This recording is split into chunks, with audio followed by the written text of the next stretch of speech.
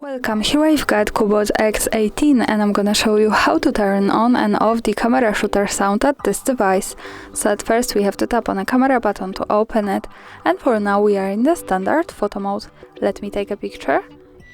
As you can hear, the sound is turned on. To turn it off, let's move to the left and tap to this button to open the advanced camera settings.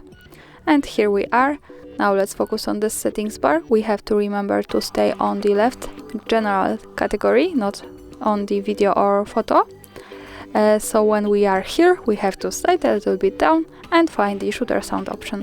When we tap on it, we can decide to turn it on or turn it off as we need. Now let me keep this turned off, and when I go back to the camera and take another picture, we can't hear anything now.